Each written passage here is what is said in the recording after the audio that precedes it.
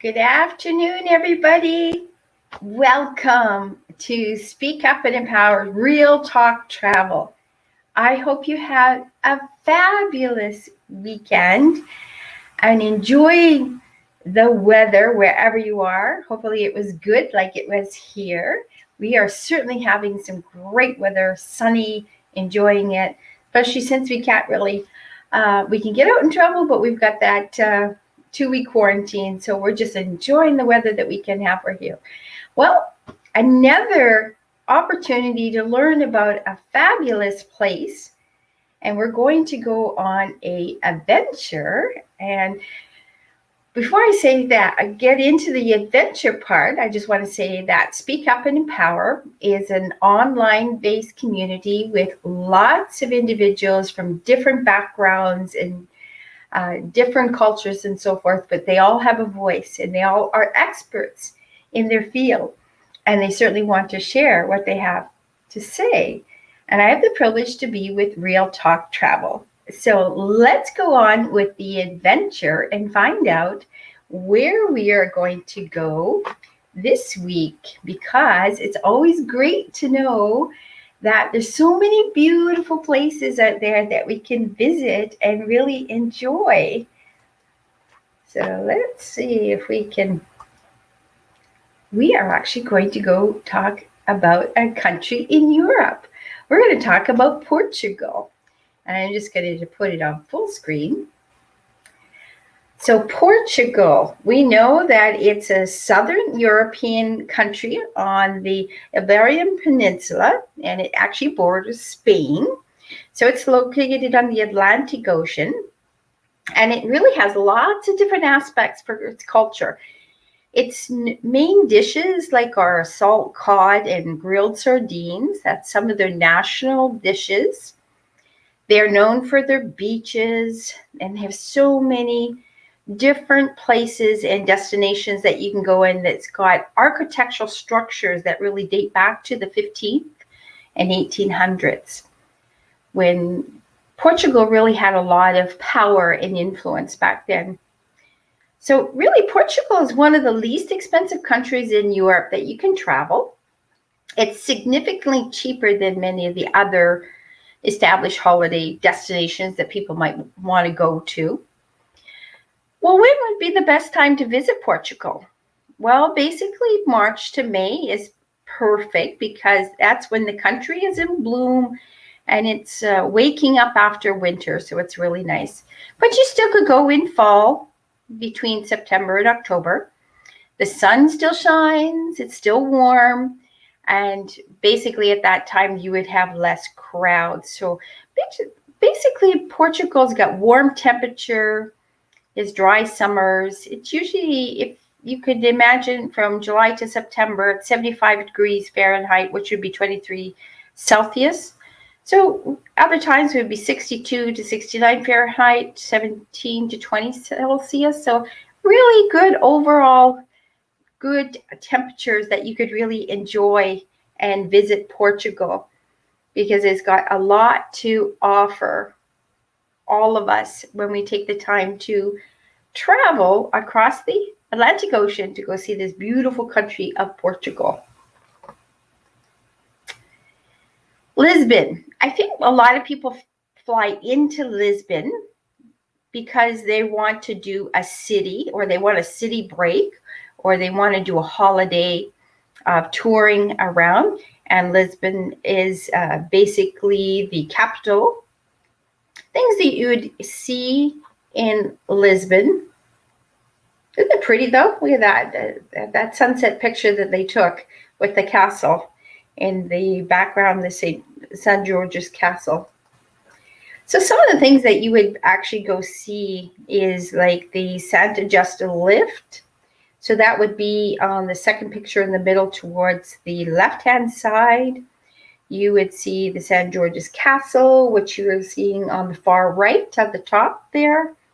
You would actually see the National de Azulejos, which is the museum. And we know that those tiles are famous. As you can see, they're painted and they're sort of like in the top part with the middle. A lot of work and effort goes into those tiles, and lots of the buildings have that display. Then you would see the Blenheim Tower. It's a UNESCO site, so it would be down on the far left at the bottom. Then the Lisbon Cathedral, which is in the bottom in the middle there.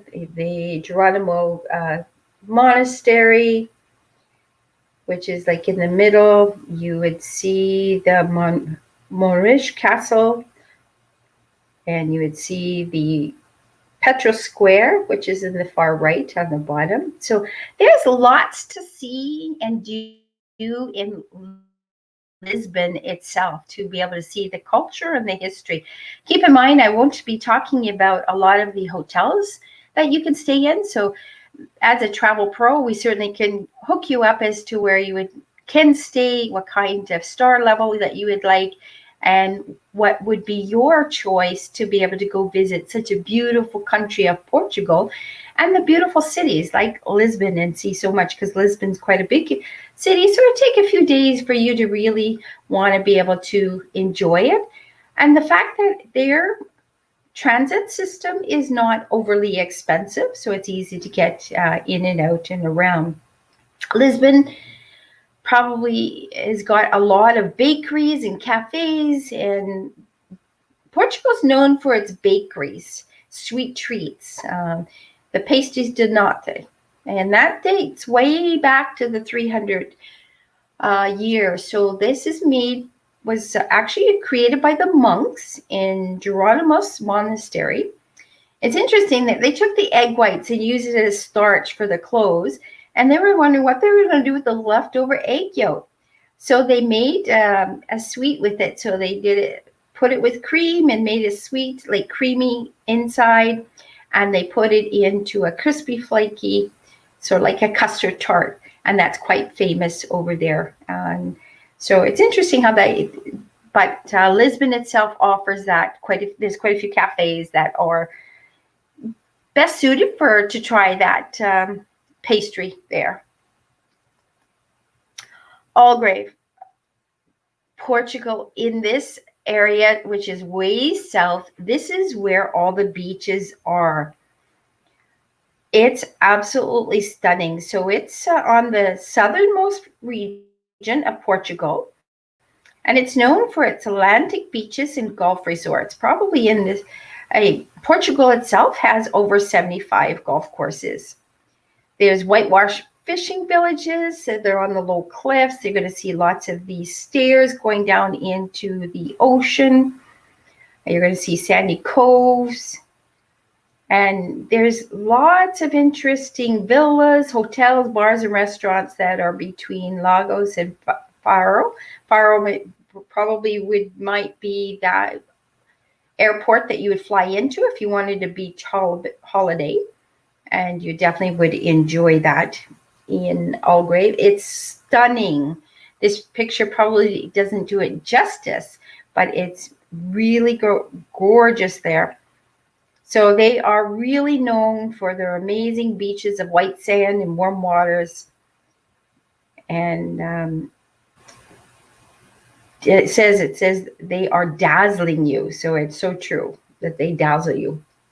As you can see, there's another aspect of the area. It's Lagos, so it's really quite beautiful.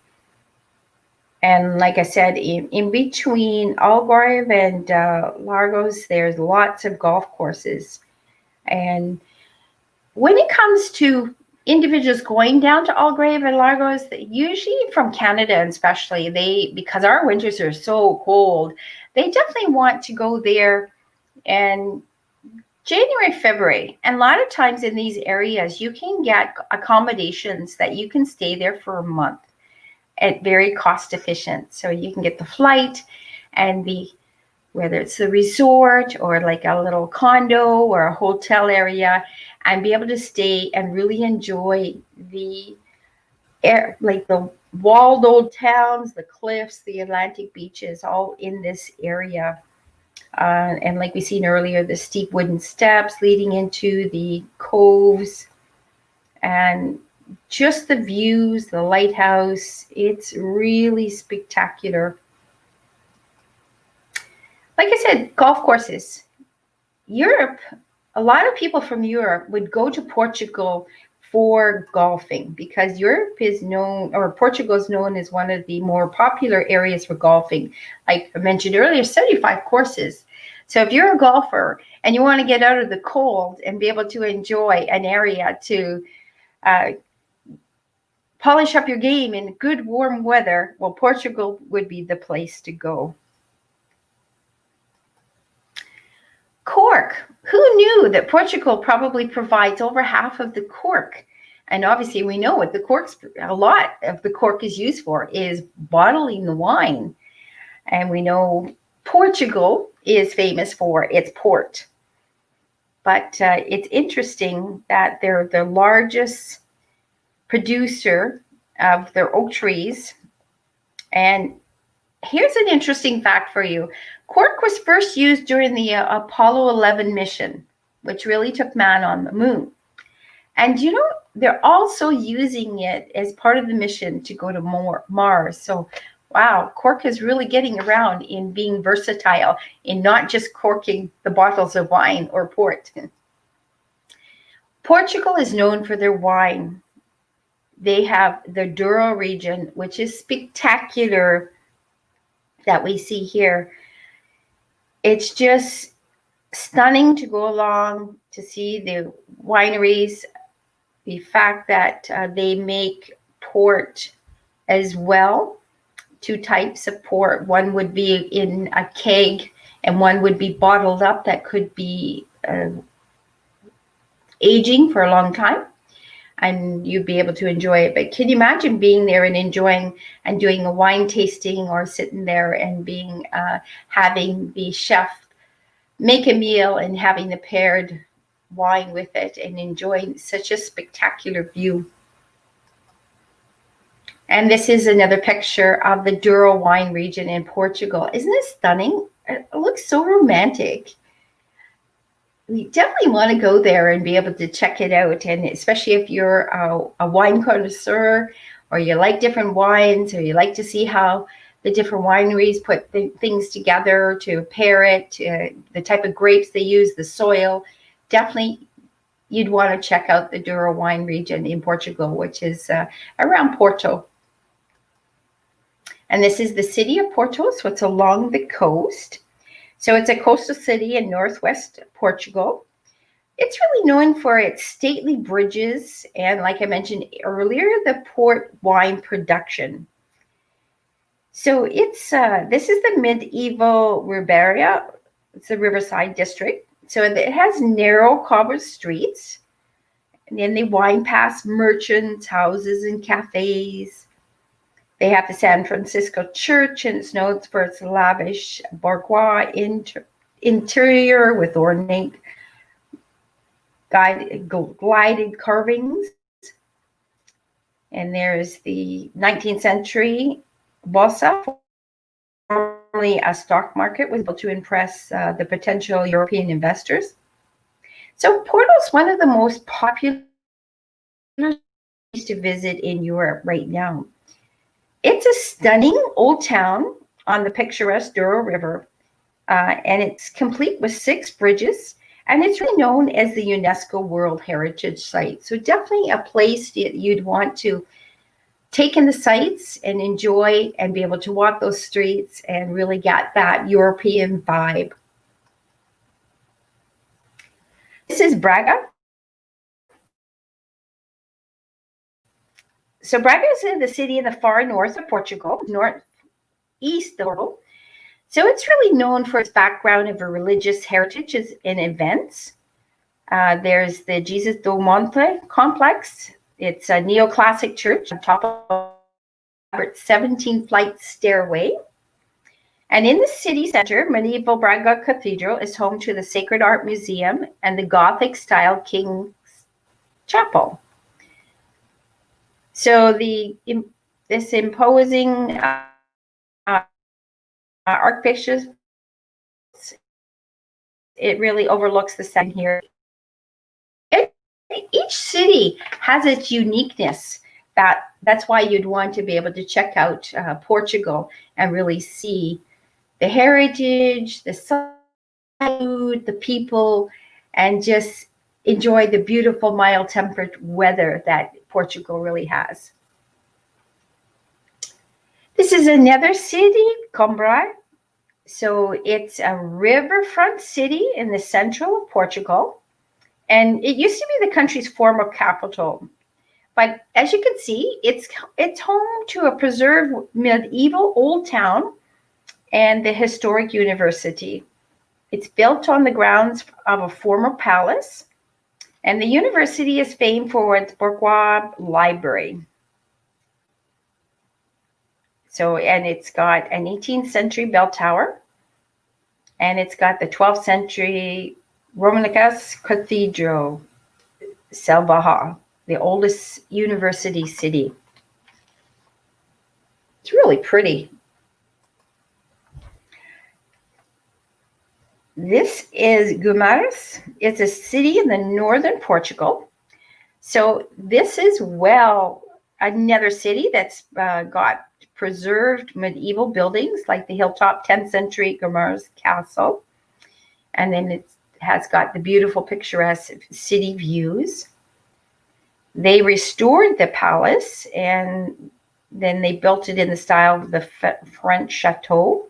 And it's a museum that you can go, and it showcases the furniture, the tapestries, all the weapons. And between the palace and the castle is the Romanesque San Domingo Castle Church. And that was actually built as this church in the 13th century. So Portugal's got a lot of history that you'll be able to take in and enjoy and really see what it has to offer. This is showing another picture of the castle there that I mentioned, that you can go in and see the furniture, the tapestries, the weapons that they used inside the castle and be able to have a tour. Alvero. Doesn't that remind you kind of like a Venice? But I thought it was so pretty.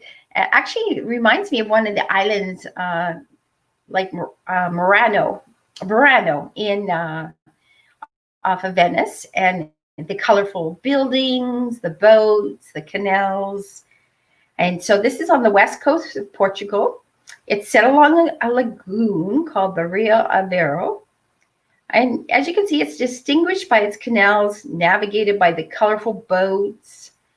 And you'd be surprised. What do they use these for? They traditionally use these to harvest seaweed. So we can see in the background the beautiful buildings, and there's the cathedral, and there's other parts that we can't see in this picture, but there is a huge prominent bell tower. There's a museum that you can visit. It housed in a former convent, and it has lavish tombs made of marble. So there's lots to see that you could be able to enjoy. The canals, Maricel tour. You can just look at the old train station. You can visit the lighthouse that's there. You can visit the Museum of the History there. And it's nice that you could even do a bike ride through there and be able to enjoy up and down along the canals and in and out through the colorful buildings in the streets and the layout of this cute little city on the west coast of Portugal.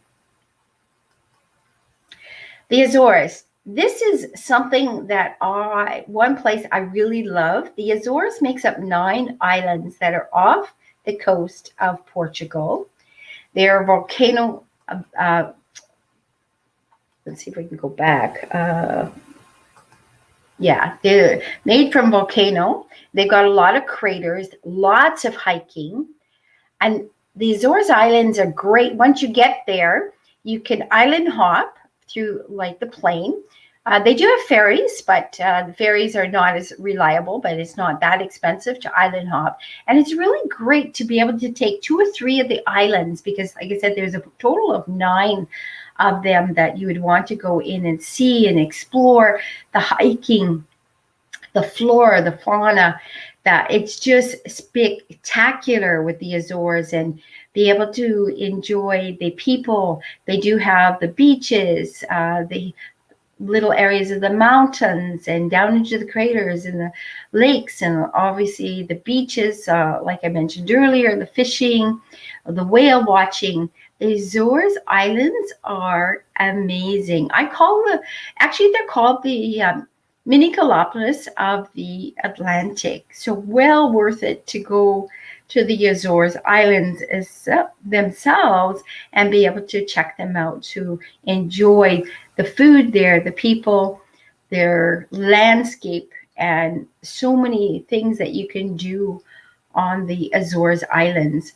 And then they have an island that's further down from the Azores to the lower east, it'd be lower south of Portugal, which is Madeira, which is another island that you can go visit that's part of Portugal. Who would have known that surfing is very popular in Portugal? And it's interesting, the Hawaiian Garrett McNamara surfed the highest wave in Portugal, believe it or not, was 78 feet high. Can you imagine? That was the biggest wave in the world. So people come here to Portugal to surf. And this is off Madeira. And they do surf out of Algarve and Lagos. And I didn't realize that they actually did surfing here. So I wouldn't have thought, but hey, it's an ocean, it's the Atlantic. The winds could pick up and really stream them onto shore. And they do a lot of competitions in Portugal for surfing. And then they say the experienced surfers, the best time of the year for surfing in Portugal is the late winter to early spring. They say especially between September and April.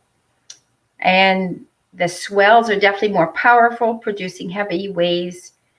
Now it says 6 to 15 feet, and these are better left to advanced surfers. But can you imagine the Hawaiian who came to surf and he got on that 70-foot wave? It would have been amazing to see, and brave on his part. Fado. This is UNESCO culture form of singing that Portugal kind of put together. So it's a music genre that can be traced back to the 1820s in Lisbon, Portugal. But they said it probably has a much later or earlier origins. So they basically got individuals that were singing in the guitar, and they came up and they're singing the songs of the everyday life of the Portuguese and their style, and it has become world famous in Portugal, and not only in Portugal but worldwide, for people to enjoy their music. So I would say Portugal is a very lively, beautiful, colorful place that you could go visit and enjoy the many cities like Algarve, the beautiful beaches, Sintra, they call it a fairy tale city, Porto, the wine, the 6 bridges that make up the UNESCO World Heritage Site, Coimbra, it's a university city. Funchal in Madeira. There's the Azores. There's the Villa Franca de Campo. Very important to see that site in the Azores Islands. So I probably massacred the names, but it's so nice to know that there's other places of great history, great beauty that we can really enjoy and reach out, get out there by flying either through SATA or Portugal Air or Air Canada, or if you're in the States, there's a variety of the airlines like Canadian that would fly in there to Portugal and be able to take even the train. Like if you flew into Lisbon, you could take a train that is very cost efficient, that you could go up from Lisbon to Porto or vice versa. Or you could fly into Lisbon and also go fly into the Azores Islands or to Madeira. So lots of things to see, enjoy, listen to the music, see those beautiful beaches, go there when it's cold here, that you can be warmed up there and enjoy all the sights. So that's it for the Real Talk Travel Show. So I really appreciate you joining me today and then being able to see a little bit about Portugal and learning more about what Portugal has to offer, some of the European history, because there's so many places that we can go visit and enjoy and be able to take in the different sites. But I hope that you can join me next week and be able to learn a little bit about this hotel chain called the Ocean 10 Hotels. We're going to have the BDM on with me, and he's going to talk about the hotels in the different areas of the Caribbean, what they have to offer, why you'd want to book through and stay at one of those hotels or resorts, and then even booking with a travel pro like myself to be able to get you there, even with getting to Europe and to places that you would like to be able to enjoy and scout out and visit and see for yourself, because there's nothing like traveling. It's really powerful. It's really motivating. It really enlightens you when you can travel and meet so many new people and be able to exchange viewpoints and learn that it really sees how we can be united regardless of where we live and what we do, and really appreciate our area, but appreciate where they come from, what they have to offer, what we can see, what we can do, what we can enjoy, because there's so much out there in the world yet to see. I don't know about you, but my travel wish list is getting so long and big.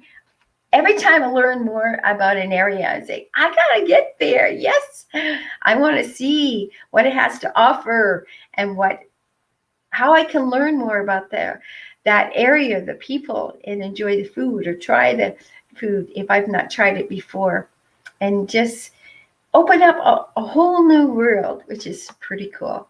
Anyway, thank you so very much for joining me today with Speak Up and Empower Real Talk Travel. I look forward to seeing you next Tuesday at 4:30 and be able to enjoy me and learn more about the Ocean 10 hotels and the resorts and what they have to offer and how we can get you there. So you have yourself a wonderful day. Be safe and careful, because we certainly want to see you next time. And keep smiling. That's the key, because it's going to help us keep positive and always know that it's going to get better. Have a great day, everybody.